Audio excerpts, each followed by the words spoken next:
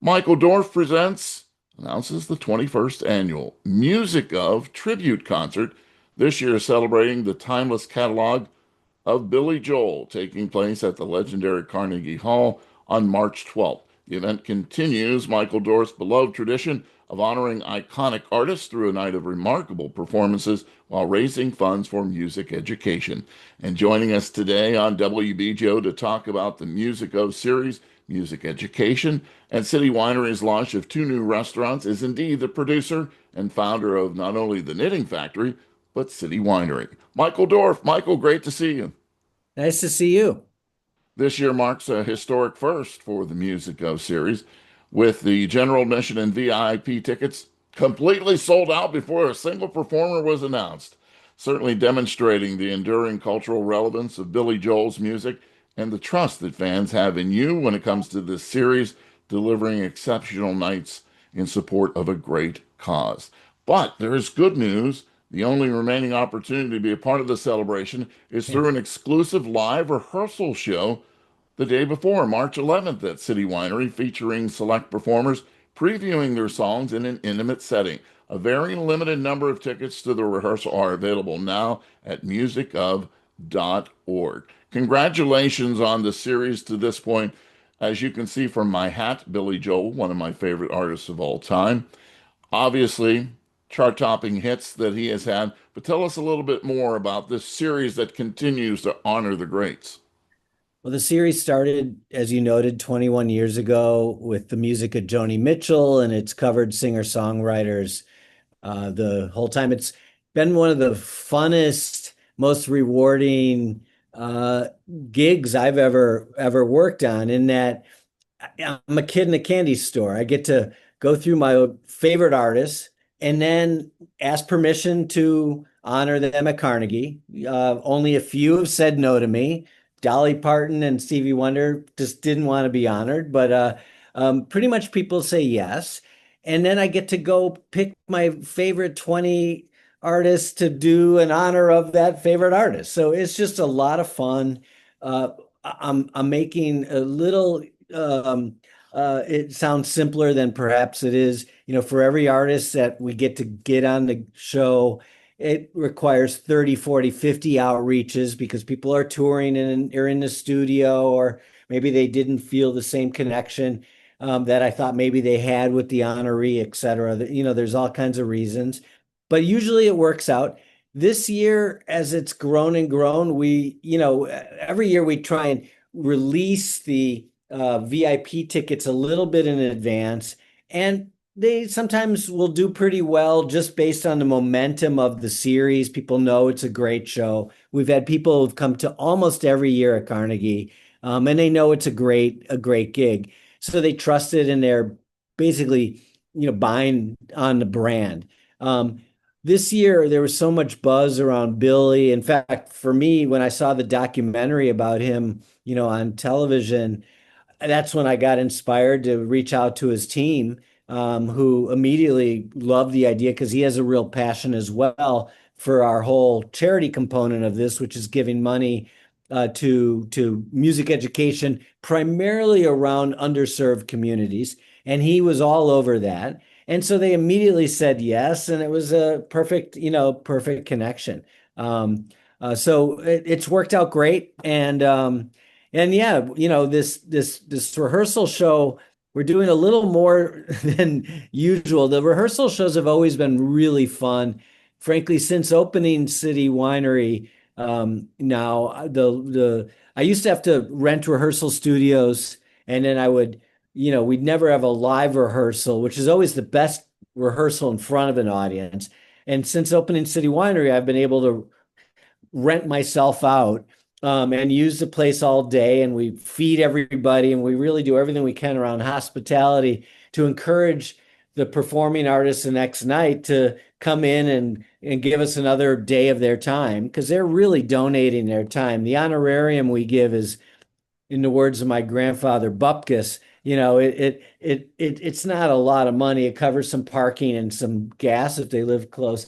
But it's the commitment they give to making the show great is terrific. So the rehearsal is indeed a rehearsal, and they're always special. You never know who's coming. And so this year I was like, there's so much demand for this.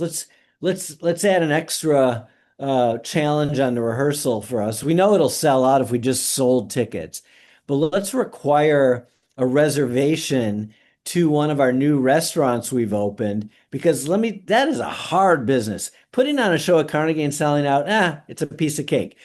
Um, uh, I'm kidding, of course, but yeah, in this case, yeah. But like actually opening a restaurant in New York City and trying to get people to come in the middle of winter. Now that's been a real challenge. So we were like, make a reservation through Resi, show us that you made a reservation. We'll make you, then you're able to buy a ticket to the rehearsal show. And we've, in a couple of weeks, we've sold almost the whole thing out just doing that. And it's gotten us a lot of reservations.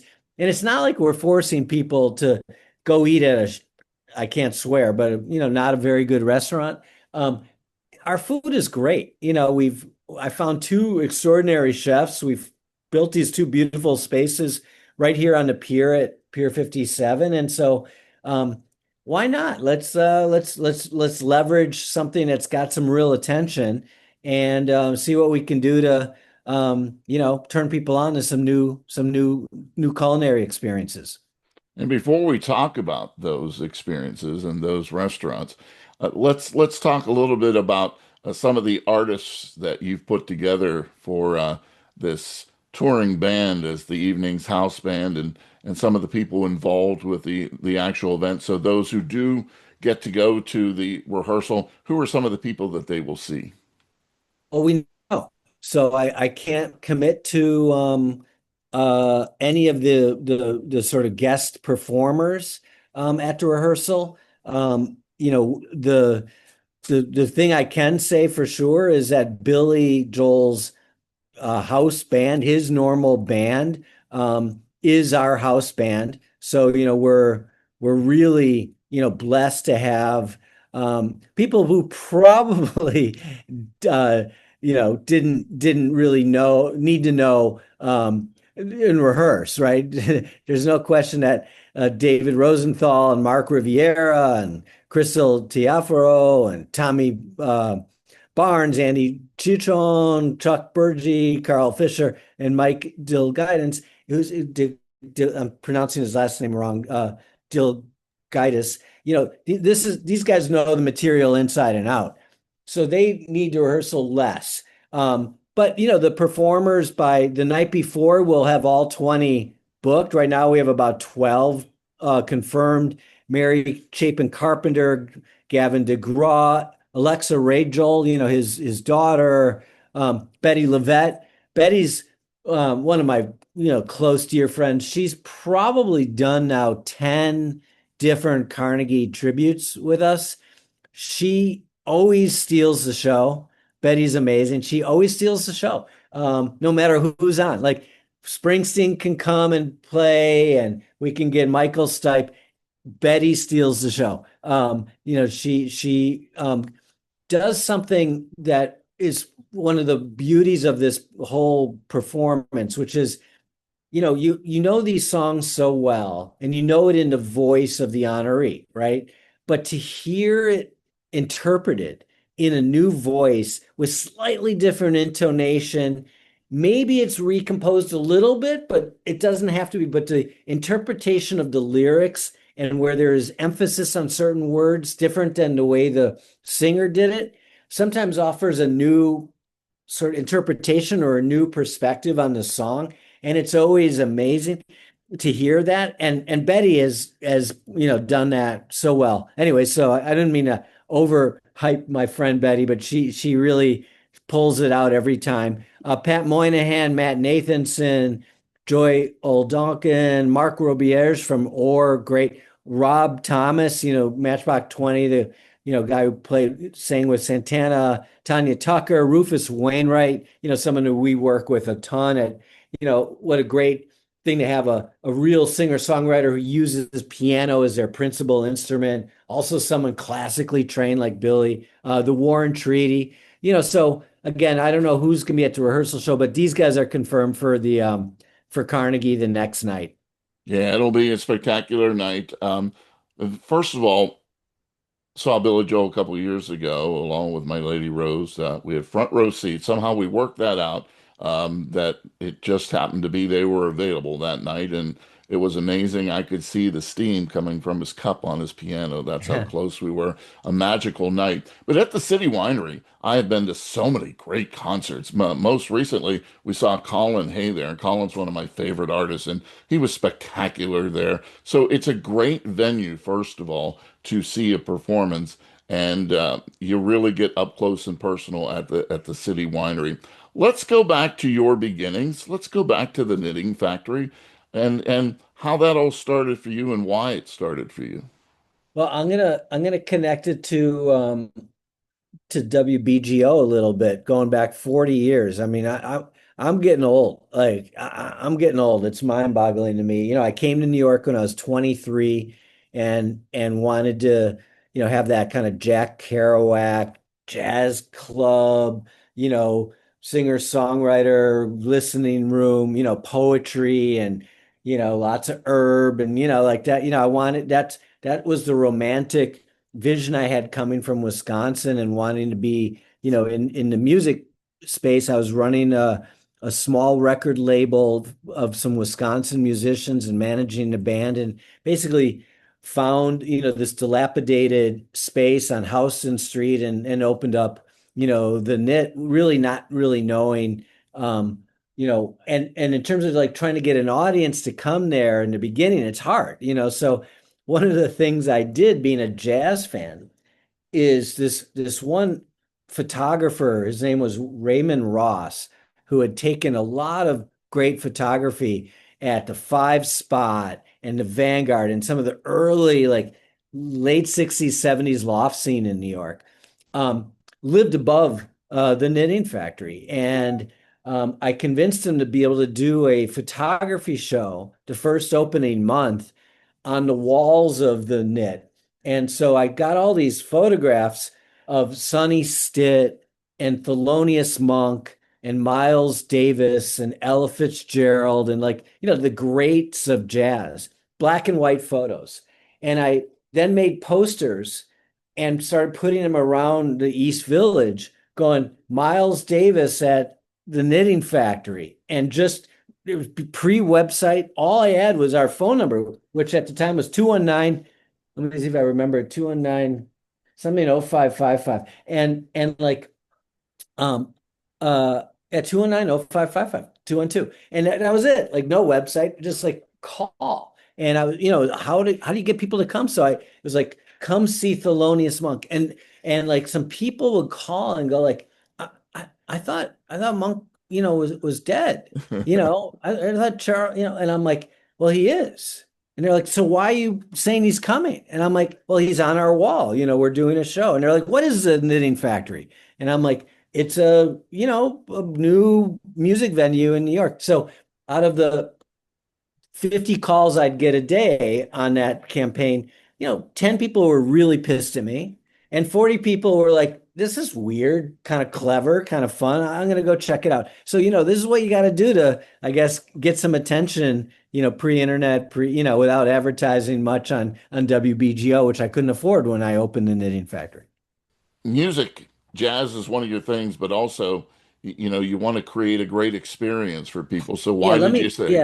I mean, I'm gonna segue a little deeper here. I mean, the industry and the competition, one of the things I was able to I guess come to as a bit of an epiphany when making a decision to go back into the live music space after leaving the Knitting Factory, was, how to do it different. What was our going to be our point of differentiation? The bottom line was always a great place to see music, same capacity as us, about 300-ish.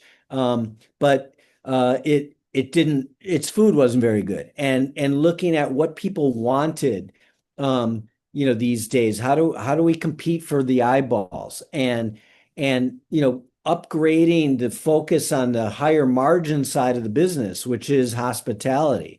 Most of the ticket revenue that comes in goes to the artist, right? So, we're making nothing from the box office. So I really put a spotlight on what we're going to serve and sell and upgrade our hospitality. I really was trying to almost create a Danny Meyer like foodie space because we knew we were going to only capture people for a 2 hour, 2.5 hour window. How do we create that intimate experience to truly be magic? And we know when the audience is happy, they give that energy to the artist then gives back even more, and like you can create synergy that can be very powerful. So our role in the equation of being a venue is to create as great a place as possible. Now, do we have the single best chairs in the world? No, we always have some creaky complaints about that. Would we like more space? Yes. But we really do put an extraordinary effort on trying to make the food, the drink, the wine, obviously, the lighting, the air conditioning, the stage, everything so you can see the steam come off of the cup of tea that is put there for the artist. So, we really pay attention to that. So in 18 years of doing this now, with City Winery, obviously the connection, and now we have 15 of them around the country. We're effectively in the restaurant business. We are. I've got a crew of great chefs. Really do understand hospitality much more than I did at the knitting factory when I was the one with Bob and Louis, like making some hummus, and not doing it very well, and serving Rolling Rock. But like, we've got the relationships, and so when the opportunity came to do a Mediterranean project, to do a sushi project, we went for them, and these are these beautiful iconic spaces on this pier. The rooftop is in the middle of a public park on the roof here at Pier 57, a 3-acre park, and it's surrounded all glass. So we just saw rooftop sushi, and be able to convert that into a bit of a vibe dining kind of space made perfect sense, and it's really been doing well, and the views are truly unmatched. And then I've been obsessed with the island of Corsica, in the Mediterranean, in that was an Italian, colony or island for a while. It got overtaken by the French 100 years ago. They're still arguing. But what's amazing is the food and the wine scene on this beautiful island as a mountain that goes through the spine all the way down. You can literally backpack hut to hut for 20 days. I've done 7 of them.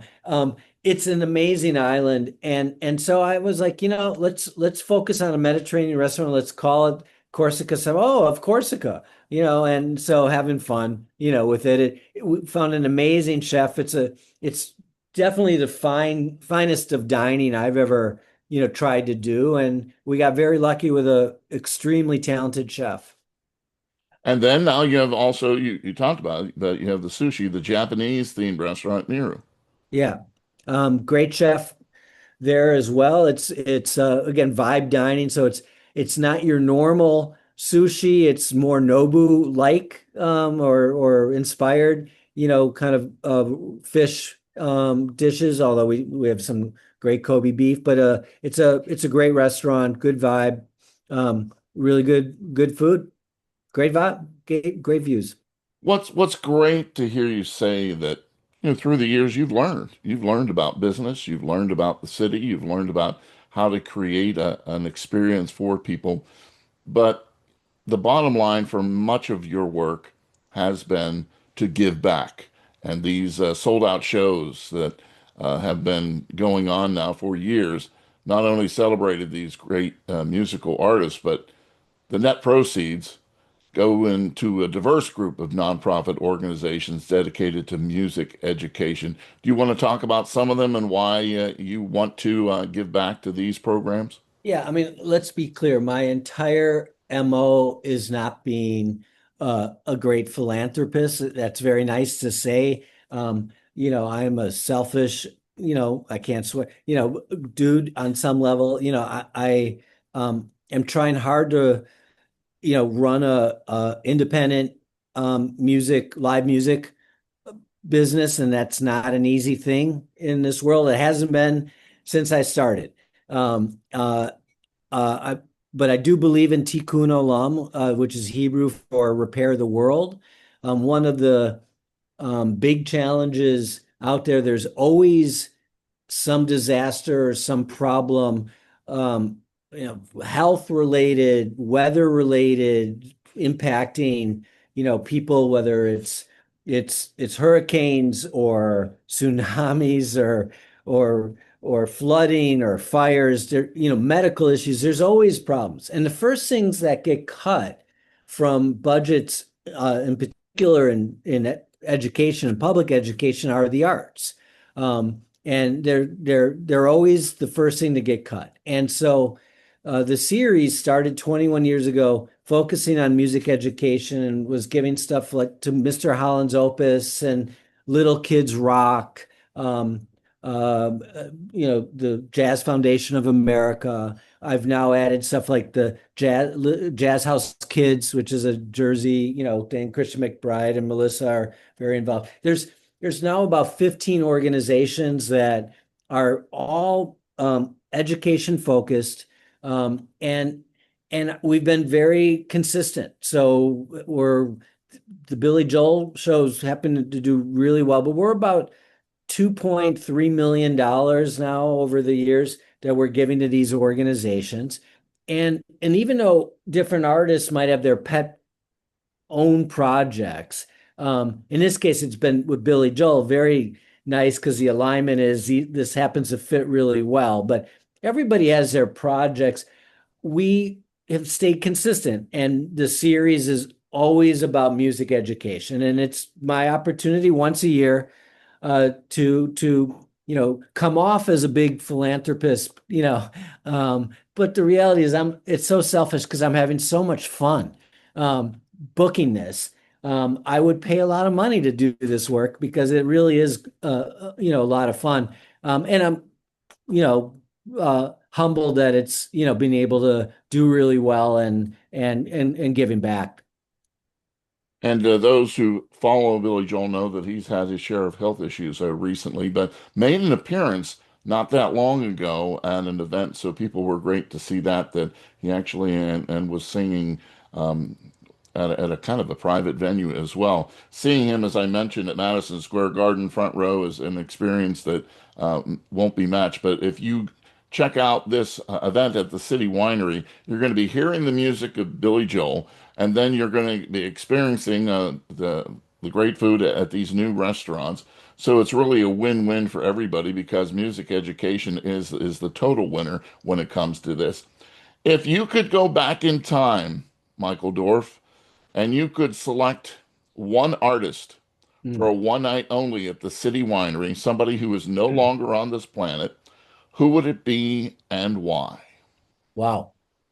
Um, well, the best show I've been able to ever see ever anywhere was Prince, and that was at City Winery. We did a couple of nights, um, and he's gone. And I would say, knowing how great his show was, and what an incredible artist Prince was, I'd love to see that again. However, given there's many artists who are gone that I didn't get a chance to see, and this is my wild card, to have on our stage. Oh my God. I mean, this is a tough one. I would, I I mean, would have been great to have the Beatles on our stage. That would have been, really cool. I would have loved to seen James Brown on our stage. That would have been a great one. Um, Miles or Thelonious in a set. I wish I had seen. I saw Miles in a big, arena, but his back was turned to the audience all the time, and I had the cheap seats way, binoculars away. Yeah, I mean, look, there's so many. Um, you know, I've seen some technology these days of holographic recreations of shows that are getting about 80% of the way to like believability. If you've seen a show at the Sphere, you know that, they've upgraded now the live experience, but it's still not, you know, nothing beats live intimate music, going to a club, seeing something at the Vanguard, seeing something at City Winery. We encourage it a lot. I'm working on a new campaign called Live Live. Same word, Live, just two different meanings, right? Live live. If you're in New York, you're in, the New York region, why not take advantage of all the incredible live art that's here? Go to Broadway, walk through a museum to actually see, Van Gogh's Starry Night in person live rather than just on your computer. Go out to eat, do yoga with other people, like live live. And if you're in New York, what an incredible opportunity to have all this at our fingertips. So you think I would be prepared for this interview? Well, I am because I do have a Prince hat on now, as Michael talked about. So we have similar tastes. We love jazz. We love Billy Joel. We love Prince. So we do have similar taste in music. And as we wrap up now, so tell us again, Michael, what people need to do to attend this exclusive live rehearsal show on March 11th at City Winery, how they have to get involved with the restaurants and how that all works. Well, we've just created a bit of a process. You need to make a reservation um, uh, at on Resi at of Corsica. We're focusing on that restaurant because we think it's so special. You show us proof of the reservation, and we will sell you tickets to the rehearsal show. Pretty straightforward. We're blackmailing you to to come check out our food. It's really worth it. It's really good. I if anyone who is gonna eat and then see the show comes up to me or emails me, my communication channels are very wide open, and says they didn't like the food and they are upset that they had to go through that torture of eating it of Corsica. I'm happy to buy them dinner somewhere else sometime. I don't think that that's going to be the case. I really feel like we're turning somebody on to a great opening act. And I love opening acts, especially when you feel like you just got something that you discovered. And I really hope that that's what life is about. You're discovering something new and that you like. So I'm happy to be forcing people to get turned on this way. So whether you're lucky to have tickets for the 21st annual Music of Tribute concert, this year celebrating the music of Billy Joel and taking place at Carnegie Hall on March 12th, or you can check out the show the day before on the 11th at City Winery through the channels that Michael just talked about, the exclusive live rehearsal, or you just simply want to check out the restaurants at some time. Michael, congratulations on all your success and good luck with this venture. And Live Live is a great idea and continued success with that. Thanks for joining us today. Thanks so much.